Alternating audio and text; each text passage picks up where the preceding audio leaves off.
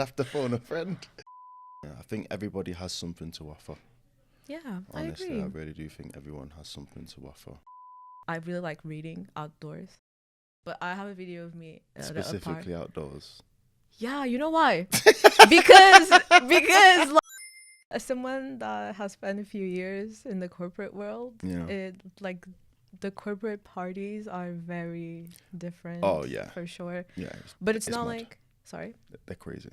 Yeah, I was going to say that. Like, they're very different in the sense, like, the music is different. But then as soon as alcohol starts to, like, kick in or other things, Yeah. people go really wild. Yeah, they do. It's like the person that works in the office next to you that's really uptight and really on it. Yeah. 3 tequilas in. Yeah. Like, this guy has lost his mind. Yeah. I used to be a menace at those. Yeah. Yeah, like the person that I will like instigate stuff. Like, if I know that someone has been like super stressed and they kind of just need to relax, I'll be the person that'll bring all the shots and be like, hey, what do you want to drink next? So we know who you are now. I'm very weak. Okay. With alcohol, like very, very weak. What, so like 1 and 2 drinks and you're done? No. Like 3 drinks and I'm like, I'm good. I'm gonna say I'm done. Like I could keep going, but I'll that's it. That's your limit. Yeah. That's good though. Yeah. And if alcohol is involved, I have to eat a lot of carbs before, otherwise I'm gonna die. Oh, for real? Yeah. Very weak. We start with the bedtime thoughts segment. You didn't send me yours, so it better be good. I'll figure it out. Okay. The confidence. So the bedtime thoughts is that's literally just what I think before I go to bed. So you didn't read my message? I get a lot of messages, I'm sorry. Okay. I see how it goes. It's just like random thoughts that you have. It doesn't have to be that literal. Like, it doesn't necessarily have to be things that you only think about before going to sleep. It's just like random thoughts that take some space in your mind. Give me an example. One of the things I said was that I have a video. I really like reading outdoors. Specifically outdoors. Yeah, you know why? because like when I'm outdoors and the only thing I have is a book, I will read it and my attention will be towards that only. But if I do it in a place where like I have Wi-Fi or there's people or there's like a closed space, something else will grab my attention. That makes sense. Yeah. That makes sense. So I was reading outdoors and I was leaning against like a tree, and no joke, like 4 squirrels just hop like down from the tree, and they were just like standing there in front of me. I was really confused. So you like the squirrel whisperer? Maybe. I don't know. But I was thinking to myself, like, do they communicate amongst themselves? Like, are they looking at me and thinking like, what is this dumbass bitch doing here? Like, you know what I mean? Yeah, I feel like you reading outside at the bottom of their home probably had them like, let's go and see what she's doing. Right. What is that? Does she have snacks? I didn't have snacks. Damn. So, yeah, they were probably not happy with that. But anyways, that led into that led into me thinking, can animals actually like communicate amongst each other? And if they do they talk about humans? And what would they say? Okay. I got you. Okay. But now I want to hear yours. One eternity later. Wow. Yeah. And this that you're witnessing here, kids, is why you prepare. You prepare before so that you have the answer ready. Bedtime thoughts. Is there any conspiracy theory that you avidly believe in? Aliens 100% exist. To think that they don't is nonsense. How could we be the only planet with life? That doesn't make no damn sense. We already spoke about this. This is a science podcast, so we do believe in that. Yeah. I need another one. Okay. What else do I think? 1 million, zillion, jillion, dillion, cotillion times later. What else do I think? I think global warming is true. Okay. I think the seasons and the calendar that we currently use and look at is wrong. Summer is not. Summer now isn't where summer used to be when I was a kid. Like when I was a kid, you'd get to like April, May, and it's blazing hot, and then you get to like August, and it starts getting a bit crappy. Now it's like June, and it's hot all the way up until like near enough October. That's global warming. The calendar's off. Something ain't right. Seasons ain't right. You weather guys need to fix that. Global warming, 100%. But also, how old are you? How old am I? Yeah. I'm 33.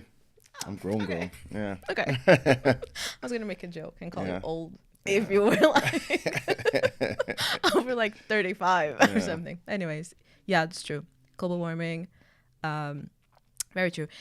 It's weird, right? Because we live in a time where information is so easily accessible, but I feel like we also live in a time where the dumbest people, the people that constantly deny science, especially when they don't like have any like academic background in it. That's one of those pet peeves that it really stresses me out. Yeah, I think, to be honest, I think people have always been kind of stupid.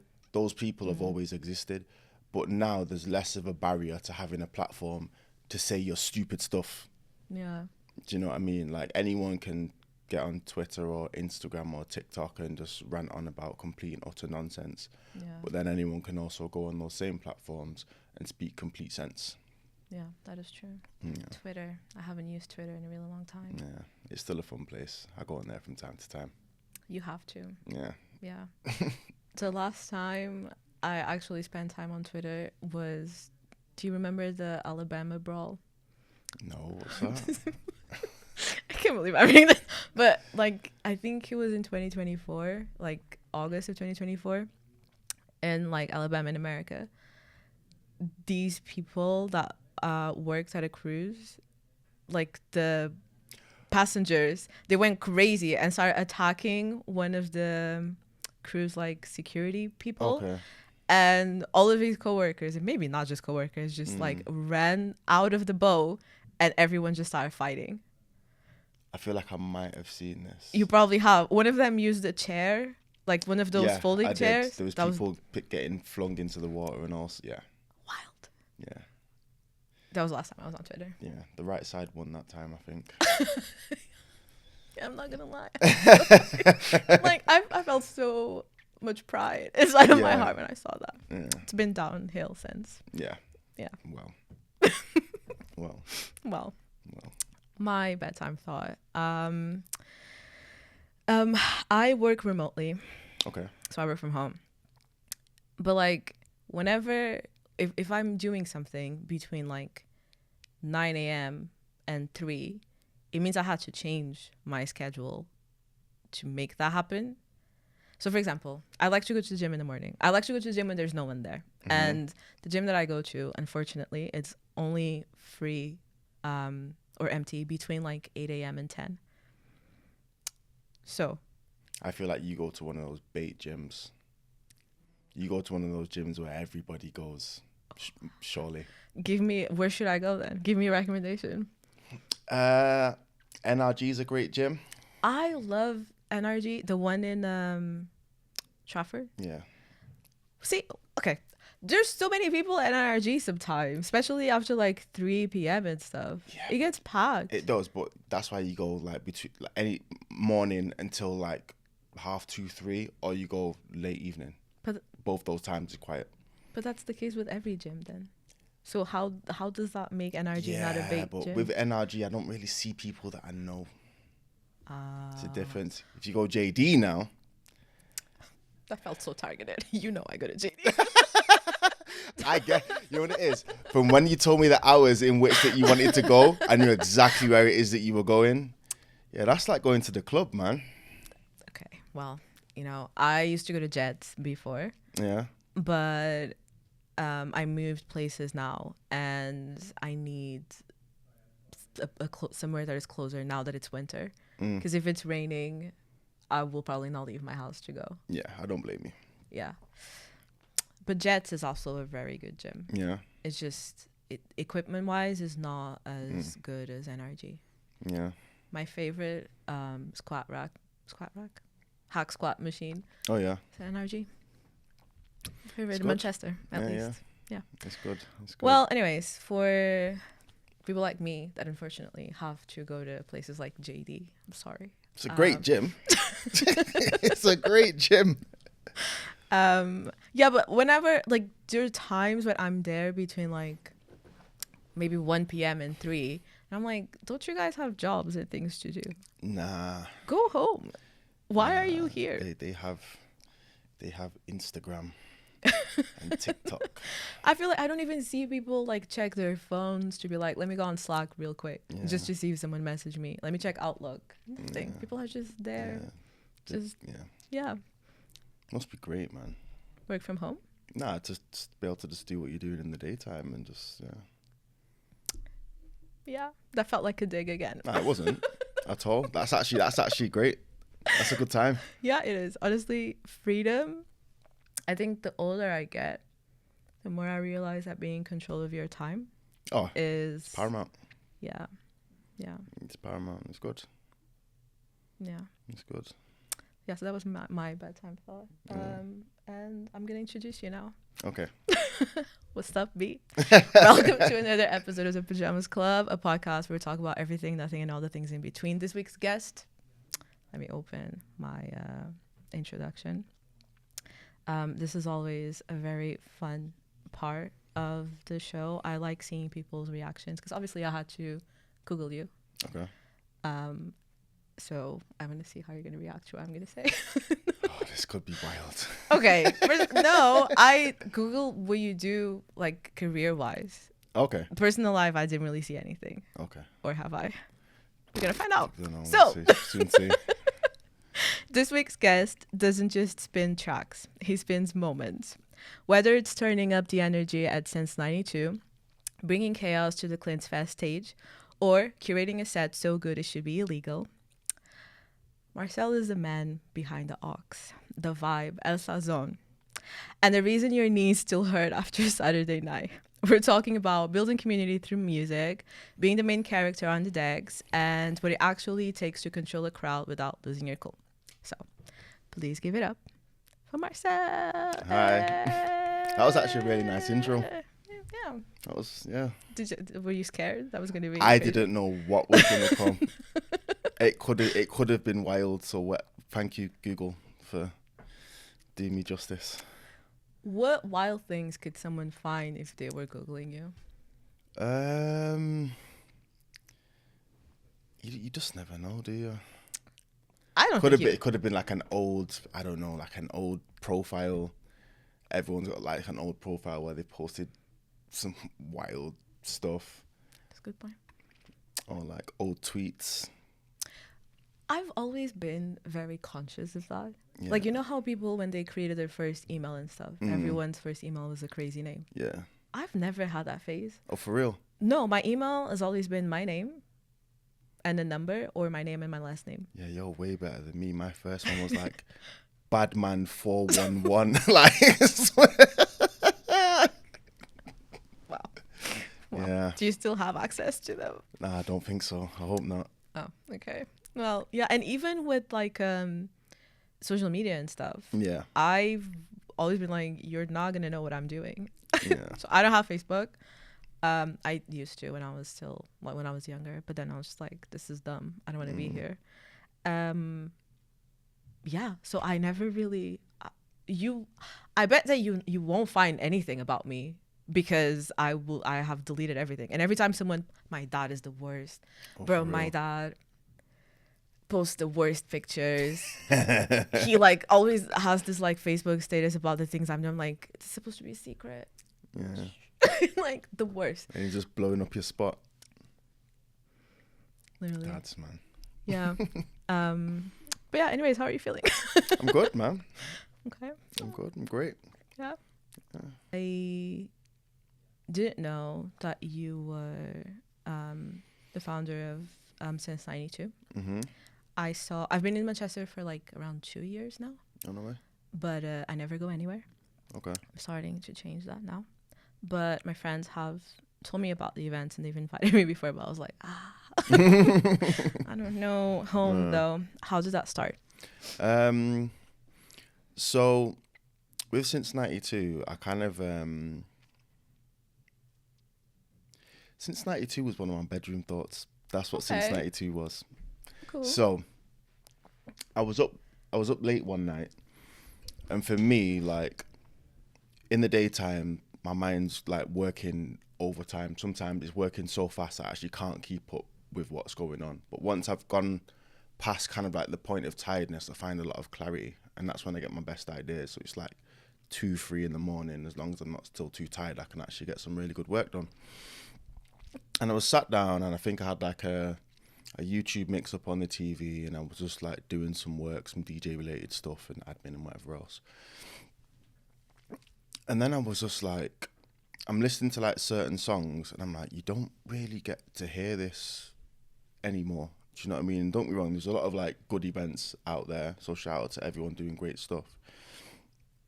But I was just like, I feel like I could package this music in a way that modern day crowds would enjoy. So to bring around a sense of nostalgia, but packaged in like a modern format, and then build a community and a lifestyle around that.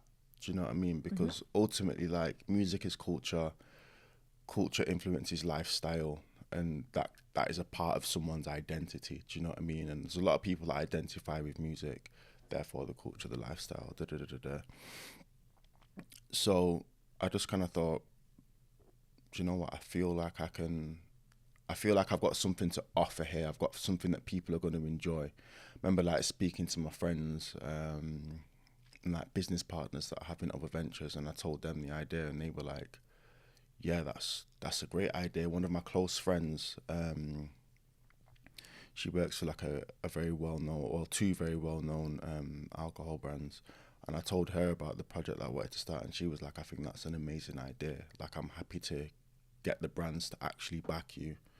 And whatever you need from us, like, let us know. We can do this, we can do that. And community-wise, like, it's grown. We've done some really good collabs. We've hosted a lot of artists. So we had like Bryson Tillers, Tour DJ. We did the official Don Toliver after party. We did a Christmas party with Made Running last year. Shout out to Made Running guys. Yeah, so it's onwards and upwards, to be honest. It's growing, and I think it's something that's gonna really reveal itself in the next couple of years. I think that's when the plan is really gonna unfold. It's still in its infancy now, but so far so good. Yeah. So far so good. Yeah, it looks really incredible. Yeah. And I like how you spoke about being able to bring a sound that people don't really think about and they don't listen to as much. Music is an identity. I mean, I'm a big fan of music in general. I think that it's just like you said, it kind of, if it builds your identity, it influences the way you see yourself, the way you see the world. So it's really cool. That was all behind the thinking process of this project. Yeah. I kind of want to ask you what's next, but I don't know if you are actually going to disclose anything about it. But For the event, yeah, no, I can do that. So we've got the next event that's on the 20th of December. the 20th. Yeah. Oh, okay. 20th of December. So if you're around and you want to hear good music, come through. The lineup is actually crazy. Some of the best DJs across the UK will be there, so it'll be really good. And then after that, we've been recording like an online series for quite some time now. So it'll be a case of like really bolstering the online presence. So that'll be like loads of different mini projects that all feed back into the main event. And there's quite a lot of merch that's been made, so that's also going to be going out. Yeah, so that's what I can give for now. Okay, That's fair. what I can give for now. So in the new year, whilst especially through January, whilst things are quiet, there's still going to be quite a strong presence with the brand, leading back into the warmer months when everyone will want to leave the house again. Yeah, that does sound exciting. Yeah. Another thing that I was gonna say is that it's really cool to see that when things align in order for something to work, how it seems like every little piece just fits in its intended place. Yeah. Something, for example, you having a friend that works with those specific brands, Yeah. just the fact that she was also so keen to just jump on it. Yeah. Do you have any advice for people that want to start like building their own projects and taking them off the ground? What would you tell to those people? I would tell them to ignore every single voice, even the one in their own head, and just do it.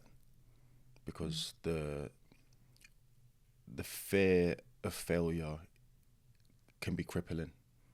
And a lot of the time that's worse than actually failing. If you do something and it doesn't quite work out, the chances are it's not a terrible idea. There's people that have become millionaires from selling tissue paper. Have you heard about the oxygen can? I haven't, but it, again, doesn't surprise me. It's going to be air in a can. Like, people are making money off of the craziest things. All you've got to do is just slightly change your approach. And every time that you do hit a speed bump or you fail at something or something doesn't quite go the way you want, that's just telling you what not to do. And you just keep doing that until you get to what you want to do. If you meet anyone that's successful, they'll tell you they've had more losses than they've had wins. Yeah. But when you win big. So just keep going. Yeah. As cliche as that sounds, a lot of people when they hear advice, they want to hear something that's like, oh, that's like the magic bean. There isn't a magic bean. Like, there actually isn't. The magic bean is actually just consistency and being persistent. I've seen very average people surpass really talented people just because they're consistent and they're persistent and they do not take no for an answer. If you get a no, you don't leave the conversation. You should negotiate. That's the difference. Yeah, I agree. Yeah. I've never met anyone that tried something at that stage didn't work and they regretted doing it. Yeah. But I've met so many people that have regretted not doing anything to change their lives, or just to even just giving us a little chance to something that they've always wanted to do. Don't be that person. Basically. I think that's a recipe to just ended up being like regretful and resentful. For and sure. You don't want that. Yeah, I think everybody has something to offer. Yeah, Honestly, I agree. I really do think everyone has something to offer. And I would say, aside from that, just having the right people around you. I think that's also very, very important. Like, if you look at people's closest friends, it can also be quite revealing as to who you might be, you know, because the people around you are the ones that influence you. So be mindful of your surroundings and your environment and what you're taking in. Yeah. You know, because that will be ultimately what helps influence what you put out. Yeah, I also agree with that. Yeah. When did you realize that you wanted to be a DJ? So, it's kind of a long story, but I'll make it short. We have time. So, okay. Right. So basically, there's me and my older brother and my sister at the time. We're like the three older kids, and then we've got like two younger siblings, but they don't come into this story. So your guys are out. Sorry. So our dad used to own or run like a nightclub in Manchester, and like loads of different events that were pretty good. So like the older generation would have been very familiar with what he was doing. So for what it's really worth, me and my older brother were kind of bred for it. Like, it wasn't even like a thing where it was done with intention, but it was things from like he would be getting the flyers for the club, for instance, and we'd like look at the flyers and like give him like ideas, or he'd say, what do you think of this, or what do you think of that? Or record labels would send him like unreleased singles and albums and whatever else to distribute to the DJs for his events or to the club or whatever else. And a lot of the time he'd be playing that in the house. He taught me how to beat count and beat match when I was like 6. And it's just something that I never forgot. It took like an hour. I picked it up and he was like, do you remember how to do that? I was like, yeah, cool. Older brother, exact same. So we were always immersed in music. When he would have like an event on, everyone that was going to play that night would basically come to the house and they'd be downstairs like playing certain tracks, and he'd be like, yes to that one, no to that one, da da da da da. I'm supposed to be asleep. I'm not asleep. Of course. I'm sat by my door with it slightly open, just bopping. Bopping, like 6-year-old me, dreads, just bopping. I was like, all right, cool. From then, that's when I knew I liked music. My older brother went off to uni and he did music tech at uni. And now he's gone on to, he now runs the biggest techno brand on the planet, arguably. Yeah, he's smashing it, like, majorly. Shout out to him. Shouts to him, man. And then for me, I just kind of like, I went out one day and I'm listening to someone DJ and I was like, I remember just standing there with my friend, I just kissed my teeth. I was like, this ain't vibes, man. I could do this myself. And everyone was like, oh yeah, of course. Da, da, da, da. But not everyone knew the history, do you know what I mean? So it was like, all right, cool. I bought some decks. I've literally set them up on like my ironing board because I didn't have nowhere to put them. But because I'd been taught how to beat count and beat match as a kid, the hard part was already done. It was just, okay, what does this button do? What does that button do? Worked everything out. And then I had a friend who was already DJing at the time, and there was like the second half of an event or something that you couldn't do, and he was like, oh, do you mind just jumping on? I was like, yeah, bro, cool, no problem. So I've jumped on. It's going really well. People are running over to the deck. It's like, yo! And then they're like, oh, Mars. And I'm like, yeah. They're like, didn't know you DJ. I'm like, yeah, I can. And from that day on, that was it. It was a rap. It was a rap. People were like, yeah, he's actually good. Like, fuck him. That is so cool. I love how parents, I really don't think parents understand the level of influence they really have in their kids' personality, taste, and like just their sense of like individuality. And I don't think parents fully understand that. It is so cool to see that being like in that environment is kind of what made you realize music is my thing. I'm going to be a DJ. For sure. Yeah. I'm very similar to that. Yeah. Yeah. My dad was still is the artist of the family. He was very anti music videos, by the way. Yeah, my whole life. My dad was like, in this house, you will listen to music on this CD. You will not see music videos, because he used to say that music is supposed to be an experience. You should listen to it, digest it. We can talk about it, but you should always try to minimize outside effect. I don't agree with it. I understand where it's coming from. I don't fully agree with it, because like a music video is also an experience. True. But I guess at that age, at least, he was trying to equate certain feelings to music, and he was trying to teach us about foundations. So I guess in that sense, it made sense. Yeah, for sure. But yeah, all of my siblings no one is really doing anything in music, but it's still a very like creative family, and everyone has a preference when it comes to music. Mine, I really like songwriting.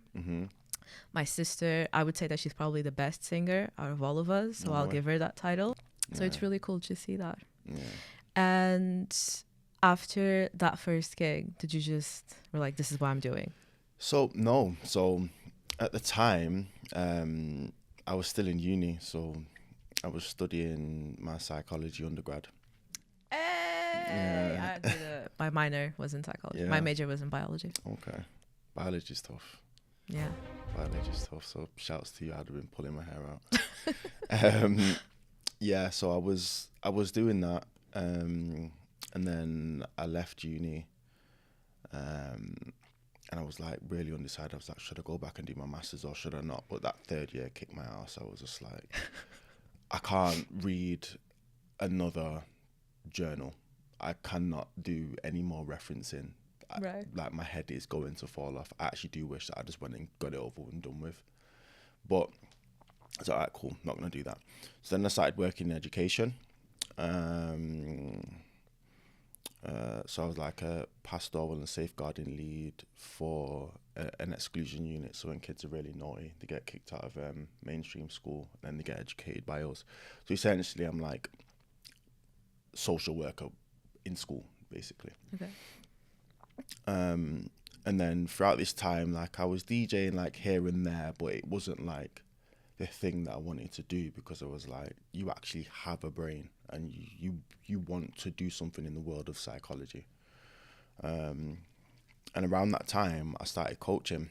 So I got a school friend, and he had two brothers that played for City. And one year he was like, "Oh, do you mind?" Sorry, let me just take that back a bit. Okay. This whole time, I've been a national level athlete. So I did athletics for years. So I need to give some context to this because it's so wide, it's going to sound wild. So I've been sprinting for years. So I've got like a vast knowledge of how the human body is supposed to work, yada, yada, yada, strength and conditioning. So he was like, "Oh, do you mind taking them for their pre-season?" And I was like, "Yeah, cool, no worries." So I did that, sent them back to their clubs. They did really well, they smashed it. And he was like, "I'm a football agent, you've done a great job. There's a few other football agents that I've spoken to. We're going to start sending you players basically to work with." So I've taken like a lot of players from like academy level all the way up to like first team pro and international. And I'm doing that whilst I'm still working in this job and then DJing a little bit. Then I was like, okay, this job's got to go. Don't want to do this anymore. Like I've kind of learned all I need to learn. I'm going to go back to uni and do my psychology masters. At the same time, DJing is now really taking off and the clients that I've got are doing really well. So then it was like, right, okay, what do we do? DJing's taking off so much, I'm now looking at uni and thinking, okay, cool. I did want to offer, I wanted to, as well as like along with the coaching that I'm giving, I wanted to offer a sports psychology service because a lot of these players, especially ones from ethnic minorities, don't speak to psychologists or therapists within their clubs, like full stop, because they get there and they don't relate to the person that's sat opposite them. Yeah. But when I'm having conversations with them, we can really talk about stuff and I can implement certain things into the sessions from like the mental aspects. But I can't officially do it because I haven't been trained in it. So that was when I was like, right, okay, you need to go and do this. And then it all just kind of became like a balancing act. And then time kind of went on, got that done, retained the clients, DJing's going really well. Here we are. So you basically lived 4 different lives. Yeah. Yeah. But like all at the same time. Basically. Did you do I was a lot of people. Sorry? I've been a lot of people. Yeah. Yeah, I can see that. Did you actually do the master? Yeah, I finished it. Look at you. Yeah. Well done. It was tough though, man. Going to uni as a young adult when you're still in that way of thinking is really easy. Doing it as a fully grown man when you have life to deal with, it's tough. So anyone that's thinking, oh, I'm going to take some time off uni and then I'm going to go back, no, just get it done. Yeah. Just get it done. I don't know. I hear you, but also I think that you spending some time to think, like if you go back to university as like a grown person, you know for a fact that you want this. Yeah, and I think your approach towards like the coursework and stuff is completely different. Yeah. Like I know for myself that I wasn't prepared to do a master's straight away out of university. I would have probably flopped. I would have barely passed, maybe, I don't know. But just having that certainty of knowing that this is something that you actually want, Yeah, it's true. and you're not just wasting time or money. Yeah. I mean, it will be harder because obviously you have bills to pay and that's true. you know, That's true. things to handle, but Yeah. just it is what it is. I really feel like things happen in people's lives when the time is supposed to, like when the time is right. Yeah, of course. And sometimes, you know, the right time comes with a lot of obstacles, but That's true. it is what it is. So another question. You've built something that kind of like celebrates culture, nostalgia, and joy. How do you bring joy to yourself? Sticking to routine as much as possible, which sometimes I really suck at, but sticking to routines and just the simple things, to be honest, like just being outside, not outside, but like going for a walk, booking a short trip away, trying to stay like just on top of my health, going to the gym, like trying to eat relatively healthy, like socializing, but not running my social battery into the ground. Yeah. Yeah. Honestly, just the simple things. That's what I enjoy most. Yeah, that's her. Traveling. Yeah. When was the last time that you went away, and where did you go? The last time I went away was 2 weeks ago. I was flown out to Doha to DJ there. That was fun. Congratulations! That sounds Thank cool. you. Yeah, it was Nice. good. I bet you have some fun stories about that. They don't have to be shared on camera. Yeah. To be honest, it was actually just a really short trip. Like I was there for like 2 days and I was in and out and I spent most of the time on my own. But I kind of prefer that because now I can just do things on my timing. Like I got to go and see a few things and do what I'm doing, yada, yada, yada, yada. But it was nice. Yeah, that makes sense. But if you're flying like for work as well, Yeah. I think time alone is always the best. Yeah, for sure. Yeah, you get to, I don't know, digest what's happening, Yeah. but also just Yeah, for sure. yeah, You get to just do things in your time, you know, yeah, pretty which much. is nice. Yeah. That doesn't count though. It was a work trip. Time, when did I go away before that?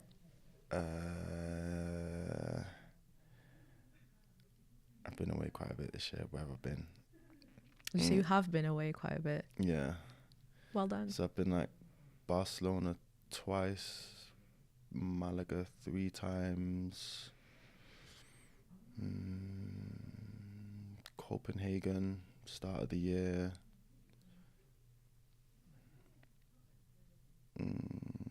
Doha.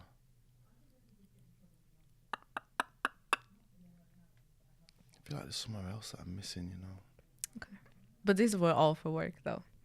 Nah, some of them weren't. Oh, okay. Some of okay. them weren't. Then in that case, I'll count them. Yeah. So Alright. like Barcelona is like my favorite city In the whole world or in Europe? ever, anywhere. Interesting. Wow. They've just got a great culture out there. The architecture's amazing. There's loads of places to eat. It's quite accessible. So say if you go to LA, for instance, yeah, you can't walk anywhere. No. It's just a non-starter. Yeah. It's a non-starter.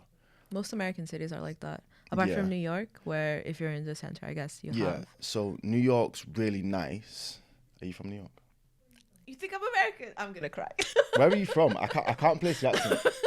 Wow. I'm Angolan. I was Angolan, born in okay. Angola, but I grew up in Portugal. But Okay. there's a couple of like mix there. Okay. Yeah. I think most of my English accent is Spanish. Yeah. I think. I don't know. Okay. Maybe American since you Maybe that's what I'm picking. I'm not great with accents, so I'm notoriously terrible. Yeah. So my bad. But yeah, like New York's cool. You can walk around. However, Manhattan smells like hot dog water. Sure. All right. Yeah, that's true. I love New York. I mean, it's a great city. It's so fun. It's fun, but I feel like there's nothing in New York, for instance, that I couldn't do in Barcelona. And New York is like unbelievably busy. For me, I have like a busyness limit. Do you know what I mean? Barcelona's a bit more like, just a bit more relaxed. Interesting. So you think there's nothing you could do in New York that you couldn't do in Barcelona? I mean, I can think of a few things. All right. I'm happy to hear this. It's okay. But yeah, I can think of a few things. I hear you though. The busyness is insane. Wild. but I think I wouldn't live, well, out of all the busy cities, New York is one where I would consider living. What I liked about it is when I went to New York, I was shifting my mindset. So I was doing a career change. I wanted to start my own project. So you lived there? No. I went there as in like, in the beginning of every year, I always go on a trip somewhere. And usually the first 2 weeks of the year dictate how the rest of my year is going. So before the end of the year, I was like, next year, I'm doing a career change. I'm going to go into tech. I want to start my own projects. I need time to rest before work actually starts. Mm-hmm. So I had that in mind already. And then I went to New York. And when I arrived to New York, every single person I met, they were so driven. I've met people that they moved to New York because they wanted to get something done. And it didn't really matter if it would take them 2 years, 5, 20, 30, 40, 50. It just did not matter. Like up until that point, I had never met so many people with just a mindset of I will get it or die trying, like actually having conversations with them. I've met people that had the craziest jobs. I've met this woman, I still have her business card, that she designs doorknobs for hotels. I met people that do insane things, and it really just opened my eyes to the possibilities of like, I'm actually thinking small here. Yeah. There's space for every single idea I have. There's a target audience for this. So for that reason, New York has a special place in my heart. I get that. Yeah. I get that. And when you actually really think about it, you could actually really smash it selling doorknobs to hotels. So this lady told me that apparently hotels send you like specifications of what they want, like in addition to the regular stuff, like size, color, whatever. They have, apparently doorknobs are supposed to like give a certain feeling or something. So she was saying that presidential suites have a specific type of anyways, it was a whole thing. I was like, I never thought about that. I never looked at a doorknob until that point. Yeah. You know what I mean? But yeah, for that reason, I really like New York. However, big cities, I'm starting to appreciate them. I wouldn't move there, but I just came back from Tokyo. I've heard it's amazing. It was insane. Yeah, I've heard it's amazing. I felt so overstimulated all the time. Yeah. But yeah, it was really interesting. Again, I just love experiencing things that open my eyes to more things. You know, anything that will make me think you're thinking small. You need it. You need to think bigger. Yeah. So yeah. Anyways, that's why I like big cities. Makes sense. I forgot why I asked that. There was a reason for that question, and I forgot what it was. Anyways, it was the last place that I traveled to. Right, because I was trying to get an understanding of whether or not you were like a more calmer person or if you are a big city, but obviously you've already answered that. Is there anywhere that you like a dream destination for you? Do you have one? I don't really have dream destinations, to be honest. I feel like everywhere has nice things about them. Obviously, some things are more to your liking or to not. For me, I'm always going to prefer anywhere that's warmer than colder. Right? That's always the way. Did you grow up? Are you from the UK? Yeah. Like, did you grow up here? No, Were you born here as I well? was born here, yeah. Oh. I was born Okay. here. Why am I not given born here? I'm just asking. I don't want to get cancelled. Dream destination, I don't particularly have one. I guess I have like a list of places, but I wouldn't refer to them as dreams because I'm just going to make them happen. Dreams are supposed to be like, you're supposed to make your dreams come true. Yeah, true. So. Oh, fair enough. Yeah, I'll give you that. Basically, me asking this is like where you're going to next, really. Tokyo is amazing. I don't know when I'm going to have the time to go. I feel like if I'm going to go there, I would need at least like 2 weeks. I feel like there's going to be a lot going on. One of my football clients said that when he went out to a tournament in Singapore, it's one of the best places he's ever been to. Apparently Singapore is amazing. I'd say one of my favorite places in America is Miami. So anytime I go there, it's a great time. Miami, it's a bit crazy. Yeah, it's a bit Yeah, mad. But I was it's a out. good time. I was out there like not last year, the year before, for like 3 months, which was good. And South America as well. I need to. Tell me where about? Brazil, I definitely want to go to, for sure. Argentina. I've got a friend that I used to work with when I worked in education, and he used to always go traveling in South America, and he was like, Brazil's great. Argentina, Chile, Peru, all of those kind of joints. He actually did say he really liked Venezuela as well. Yeah, so Nice. we'll see if I can make that work. I've been to Mexico before a few times. It's cool. Yeah. Of course you're gonna make it work. Yeah. Yeah. Make that happen. Ooh, I like asking this people. Okay. Go on. Is there any song that you absolutely hate and you refuse to put in any of your sets? The songs I shouldn't play that I do still play. Okay. What should you not play? I mean, I shouldn't be playing Diddy and R. Kelly, but like, That wasn't even an option in my head. they've made some bangers, man. Like, I can't. You have to let them go. Yeah, man. You have to let them go. What, let them go like I have to play them? I have to No, not you play have them? to not play them. You have to say goodbye to them. I don't know, you know. They're so deeply rooted in the... I hear what you're saying, though, man. They I have hear to what you're go. saying. Can we not separate the man from the music? Tell me, what are your thoughts on that? Both of them have done disgusting, despicable things. Mm-hmm. And they deserve to be exactly where they are. Mm-hmm. But can we deny that they made good music? And so, okay, I think people sometimes don't understand how deeply rooted they are in music. So if you like Usher, Mm-hmm. a lot of his stuff was produced by Diddy. Mm-hmm. If you like Biggie, Diddy's all up on the tracks. If you listen to B2K in the 2000s, R. Kelly's in the back, talking, singing, harmonizing. So where do we go? Mm-hmm. Do you know what I mean? Yeah. However, what they've done is crazy. So you think that we should be capable of separating the art from the artist, and in the eventuality of not being able to do this, when do you draw the line? That's what you're saying.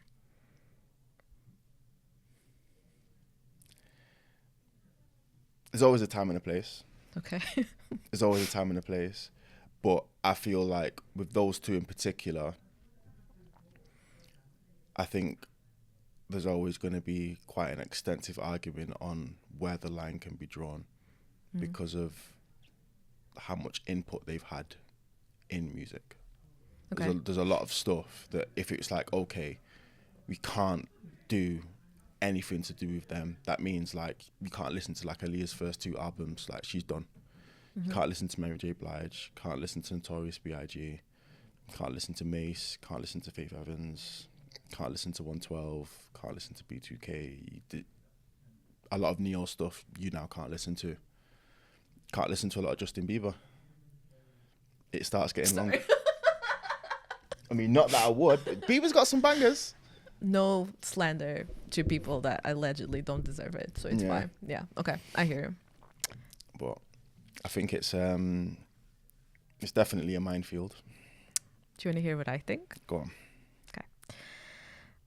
I see where you're coming from. First of all, I don't think there's a right or wrong answer, right? Because as soon as someone's livelihood, as soon as your actions will affect someone's livelihood, that is not just the person that committed those actions, then it's a problem, right? Because they shouldn't be affected by it if they were not a part of all of those terrible things. Mm-hmm.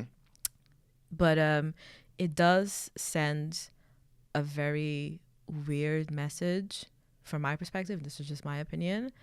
If you don't put any effort into trying to not advocate for them, because from my perspective, like playing their music is a way of showing support. But like you said, like But then the only way that you cannot show support is by not streaming anything that they have ever touched on and anything that they make royalties on. And for some of these artists, it's just it's very unlikely that you're going to do that, right? Because they have been such an integral part of your taste in music. And yeah. So anyways, you know, to each its own. Yeah. Yeah, that's where I stand with that. Personally, I still don't think that you can separate the art from the artist. I really don't. I just think that you're just okay with streaming that, and it is what it is. But then again, I also don't have a solution for it. So yeah, that's what I think. But I really think that you can separate both. I get that. Yeah. I get that. But then my question would then be, if you can't separate it, where would you draw the line on collaborative efforts? So say if like you wanted to listen to a Biggie album, did he speaking all the way through with ad libs and all the rest? And on some level, we'll be getting money from that on some level. Yeah. Where do we go now? I don't have an answer for you. I don't know. Yeah, I don't know. No 6ix9ine anyway, man. Oh yeah, that's how this started. You know, I'm gonna get a lot of. You know who I cannot stand? Go on. Chris Brown. I just can't do it. Do you know what? I'll be really, really honest with you. I agree.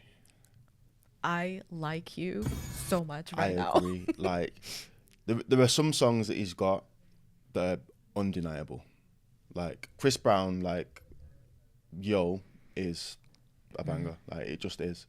But then there's other songs, like, I'm just like, I don't feel anything with this. I feel like he's, I do feel like he's probably one of the best generational talents. I do feel like he is the modern day equivalent to Michael Jackson, whose music I also didn't particularly like. You don't think Beyonce is? Yeah, but I'm talking like male then female. Oh, okay. I see. You know, Understand. I also don't like Beyonce's music. I take back what I said about liking it. Yeah, I'm not. Nothing? Early Beyonce. So the R&B. R&B Beyonce, but what was the album where it was like a blue cover and she had blonde hair? I think it might have been like the self-titled one. Blue cover. There was a blue. The artwork was blue. She stood there. I think she got like a white vest up on and blonde hair. I don't know. There's songs like Yes,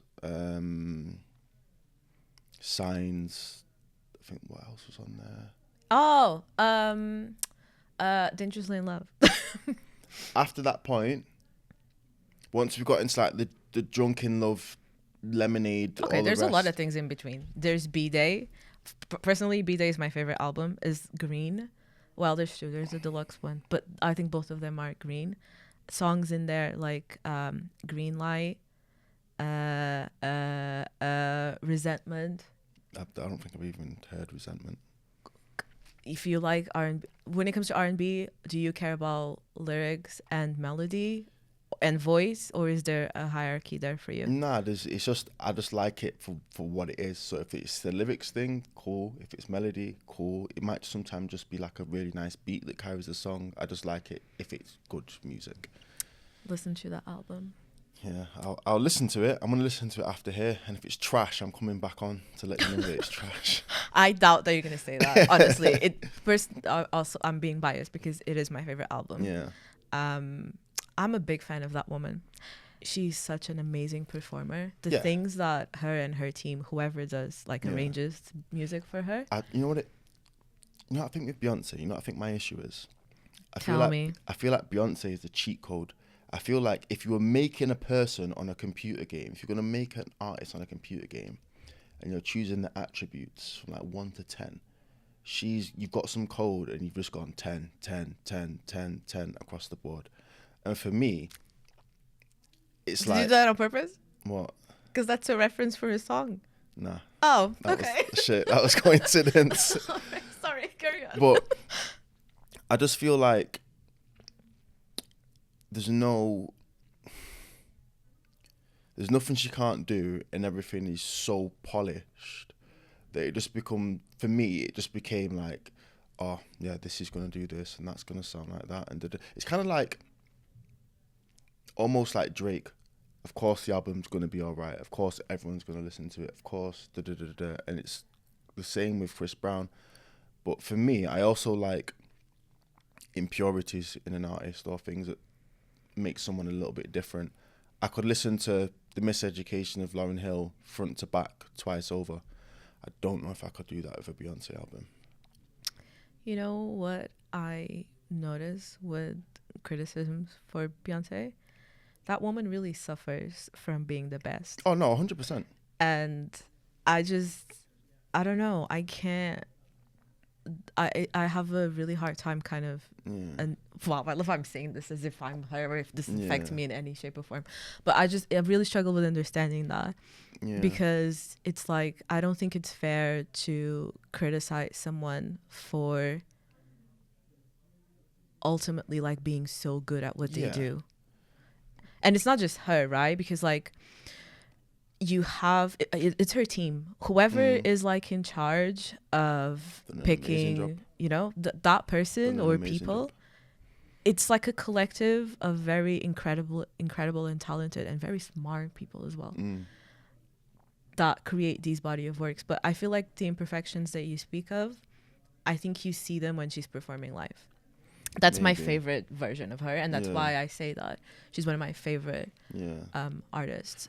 Yeah, I think for me overall,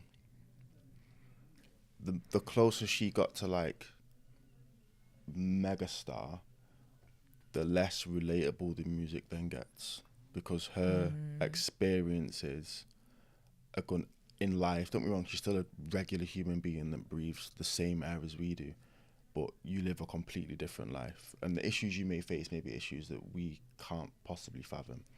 But for everyday people leading everyday lives, for me, there's just a disconnect. Like, I just don't feel like there's no soul behind what she's saying. There's not as much relatability or connectivity. That's for me, like when you like a song, you relate to something, or you like something particularly about it, or whatever that may be. For her, I just feel like these songs have been written by people in the Beyonce machine that know how to make sure that this is going to go to number one, this is going to go to number one, this is going to do this is going to do that. It almost just feels like a product of a machine, you know. I feel like Chris Brown's quite similar in that. Interesting. I fully agree with that, but I don't think we have time to go into this. We're going to move to something called Pillow Talk, which is basically a set of like rapid fire questions. So I don't want you to think much. Okay, I'm gonna ask you a question. Why are you? What? Anyways, I'm gonna ask you a question, and you have to answer straight away. Okay. Are you ready? Yep. Nope. Yep. Okay. If your DJ decks had a self-destruct button, who are you handling them to before it goes off? Say that again slowly. Basically, it's like, who, if you could pick the last person to like play, like the last DJ, who would you pick? Last DJ? Yeah, let's say you have 5 minutes left to listen to music forever, and you have to pick a DJ. Who would you pick? G2. Okay. Next question. You get to delete one genre forever. No one can blame you about this. What are you wiping off the map? I get to delete what? A music genre. A music genre? Yeah. Heavy metal. See you later. Before, Done. really? Before, like drum and bass and like dubstep, you would get rid of heavy metal? Heavy metal can go. Drum and bass is like, so small lesson, yeah. Drum and bass came from jungle. And jungle was something that I used to listen to as a kid. So it's not something I listen to now, but I understand the evolution of the genre into drum and bass. Heavy metal is screaming and noise to me. I do not understand what you are saying, sir. That's fair. I'm trying to think of heavy metal bands, but I don't even know them, not gonna lie. And there's something demonic about heavy metal. Oh, not the demonic, not the D word. Yeah, man. Like, there's something a bit. I'm not in it. Did you have an emo phase when you No. were younger? No. Oh, you can't relate. You're not one of us. I had an emo phase when I was Yeah. younger. It was really bad, honestly. Yeah. I can't believe my parents let me walk around looking like that. But yeah, I had an emo phase. It was really bad. I looked ridiculous, like absolutely ridiculous. I had like really uneven eyeliner, and I used to wear chokers all the time, and always wear black. And my hair looked a mess. It was so bad. I remember the day why I stopped. We had a family event, and someone took a picture of all of us. I looked at myself, and I thought this picture is gonna be in the walls forever, and this is the way I look. And that's when I had to change. But during that phase, I used to be obsessed with 2 heavy metal bands, Bring Me the Horizon, and I forgot the name of the other one. Yeah. But Bring Me the Horizon, they had some songs where they would do the wow, and I was like, What was it that you liked about that? I just wanted to be like defiant, you know? I wanted to feel like I felt like it was me against the world. And I liked the idea of, yeah, that's it. That's the answer I have. Yeah. If I ever felt like that, I would just listen to DMX. He was my rock star. But Bring Me the Horizon were not my rock star, okay? okay. I grew up on like a lot of jazz and blues. I would say Etta James, Aretha Franklin. Yeah. But anyways, moving on. Back to the segment. I forgot. You have to marry the last artist you played. Who would it be?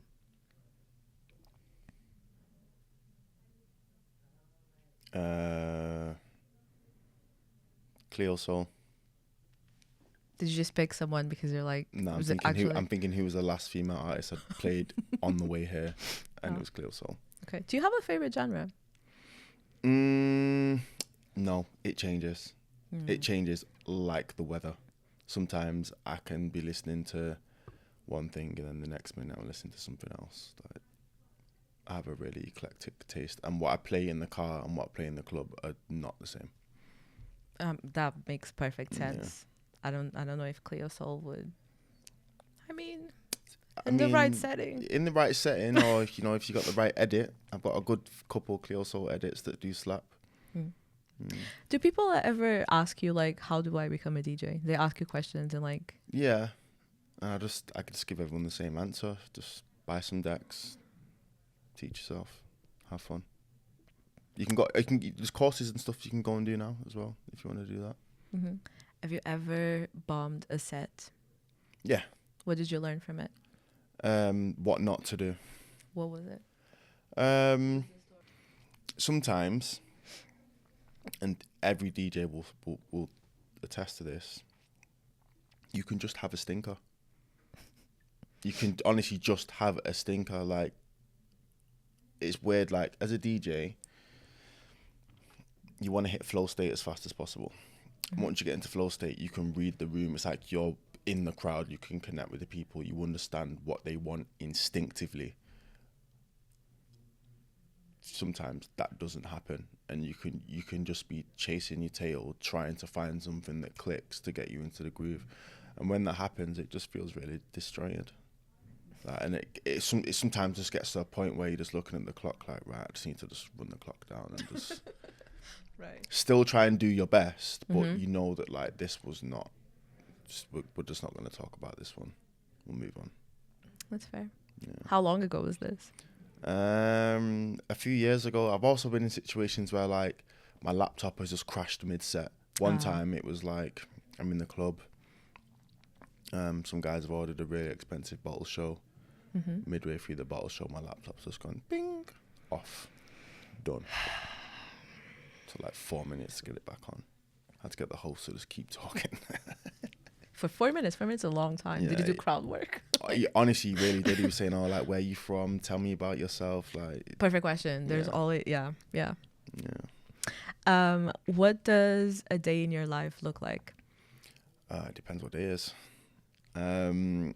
Usually, I will wake up, go to the gym, check emails. Are you a morning gym person? Always mornings? I try to be. I'm either morning or late evening. Like in the middle of the day, I can't. If I go to the gym in the middle of the day, I'll wipe out everything.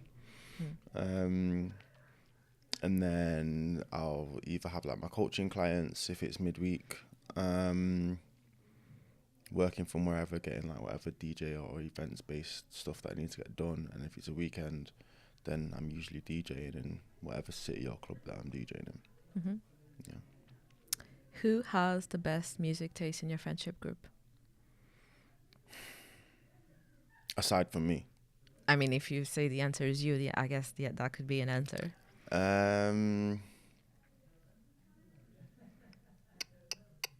Pat. Okay, but you're putting yourself first. I'm always going to put myself first, but Pat's the person that will put you onto something that you've not heard of and you're like, yeah, that's actually fire. What's something you'd never admit out loud unless asked on a podcast? Something I would never admit out loud.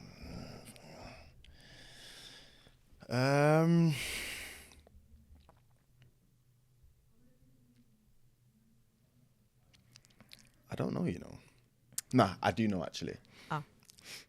Sometimes, no matter who you are before a set, you can just get really nervous and really anxious, and you're just like, what the fuck? Can I swear? Yeah. I'm pretty sure I've done it already a few times.